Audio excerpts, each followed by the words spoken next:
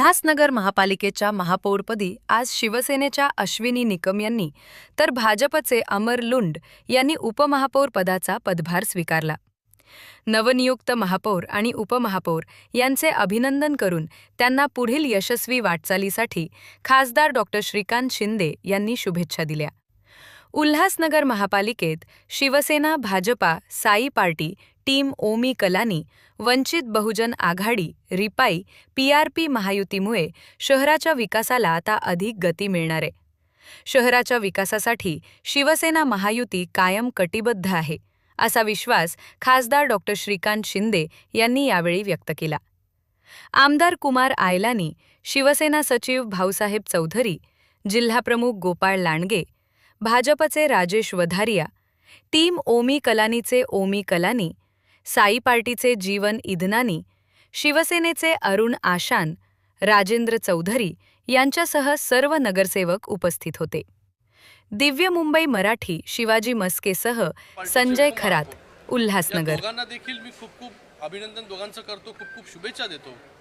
आणि महापौरपदी लाडकी बहीण या ठिकाणी विराजमान झालेली आहे। खास करून तिचं खूप अभिनंदन करतो, तिला खूप शुभेच्छा देतो की लाडकी बहीण योजना तर सरकारने आणली, पण आज लाडक्या बहिणीच्या हातामध्ये खऱ्या अर्थाने नेतृत्व देण्याचं काम जे आहे ते उल्हासनगर महानगरपालिकेमध्ये झालेलं आहे। आता मी कल्याण डोंबिवली महानगरपालिकेमध्ये गेलो होतो, तिथे देखील शिवसेनेच्या ज्या महापौर पदाच्या उमेदवार आता ज्या महापौर झालेल्या आहेत त्या देखील महिला आहेत, त्या देखील लाडकी बहीण आहे। आणि ठाणे महानगरपालिकेचा गाडा देखील लाडकी बहीणच हाकणार आहे।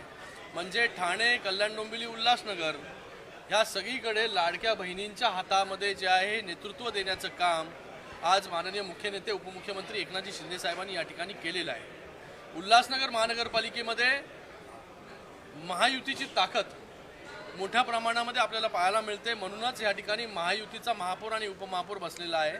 महायुतीच्या माध्यमाने ज्या प्रकारे केंद्रामध्ये माननीय नरेंद्र मोदीजींच्या नेतृत्वाखाली आम्ही सगळे लोक काम करतो, राज्यामध्ये माननीय मुख्यमंत्री देवेंद्र फडणवीस जी असतील किंवा उपमुख्यमंत्री एकनाथजी शिंदे साहेब असतील त्यांच्या नेतृत्वामध्ये आम्ही काम करतो। आज या उल्हासनगर महानगरपालिकेमध्ये देखील महायुतीचे महापौर आणि उपमहापौर यांच्या नेतृत्वाखाली आजपासूनचा कारभार जो आहे तो या ठिकाणी सुरू होणार आहे। मी दोघांनाही खूप शुभेच्छा देतो की या उल्हासनगरसाठी चांगल्या पॉलिसीज या ठिकाणी घेऊन या, चांगल्या योजना या ठिकाणी घेऊन या आणि त्यांच्या मागे आम्ही सगळे लोकप्रतिनिधी जे आहोत पूर्ण ताकदीने उभे राहू। उल्हासनगर शहराला एक चांगलं शहर बनवण्याचा संकल्प जो आहे तो आज या सभागृहामध्ये या दोघांनी जे आहे ते घेतलेला आहे।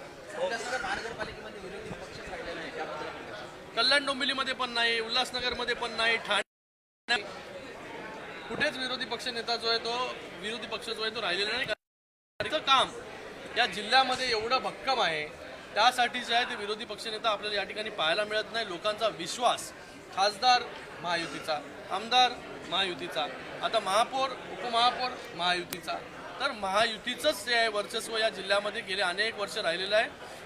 येणाऱ्या पंचवर्षामध्ये या उल्हासनगर महानगरपालिकेमध्ये चांगली कामं जी आहेत ही होतील अशी अपेक्षा आणि त्याचबरोबर दोघांना देखील शुभेच्छा देखील देतो।